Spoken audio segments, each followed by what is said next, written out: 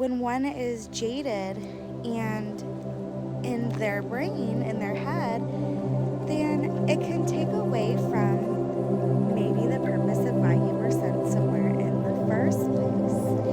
Because when we are stuck in here, we are not open and receptive to the outside.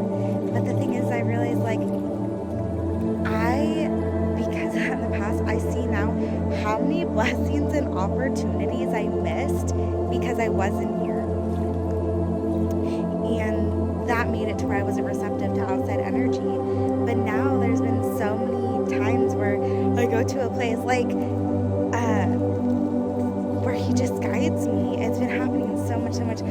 Just puts a random place in my head, or sometimes when I'm looking up something, put a random place I've never seen on the map, and then I'll feel it in my stomach and be like, I'll feel a pull, oh, I should go there, not knowing why. And then I usually end up finding another reason why. I end up meeting somebody that coincides with a goal of mine, or somebody that I can feel really maybe needed to meet me that day, because maybe they've had a really, really hard time in life right now, and they just asked for a sign from God that He's there. And sometimes He uses us to be that when we're asking. So just being incredibly receptive to that, right? Because even so on Valentine's Day, your girl didn't have her daughter, so I was like, I'm gonna go dancing. I was feeling called to go dancing, and I didn't go to my normal place. I was feeling called to go somewhere else. And I was like, it's Valentine's Day, I haven't danced in a while, Mama's gonna have a good time. And so about a half hour after getting there, I was in line, I was dancing, I was by myself, and you know me, I don't need to drink to dance. And I was just dancing, I was waiting because I was getting a drink. And I was just dancing my goofy self, how I normally do, I don't have one specific style, I just go with what I feel. And this girl comes up to me, and she gets in my face and just starts yelling at me, and just calling me really kind of mean names. And I'm just staying in my own lane, and just looking forward, just dancing, toning into the music, tuning into it, just acting like she wasn't even there. And I told her, and I was like, the only thing I said to her was, I'm sorry that I love myself, I feel beautiful today. She's talking, one of the things was about my outfit when I was way more covered up than she was, and I wasn't showing any actual skin. I do have thick tights that look like skin though. But and then I get to the spot in line to get my drink, or I'm up next, so it's my turn now. And then the security guy comes up to me, and he pulls me aside. He was like, I gotta take you outside. I was like, okay. And he was like, it's been made apparent that you are too intoxicated, and basically you need to find somewhere else. And I was like, I just got here, I've only been here a half hour, how intoxicated can I be, you know what I mean? I only had one drink.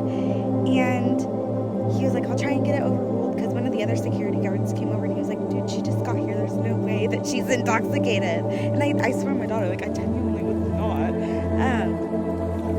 And he's like, even after talking to you, you're not showing. He was like, yeah, after sitting here talking with you, you're not showing any signs of being intoxicated, so let me try and get this overruled.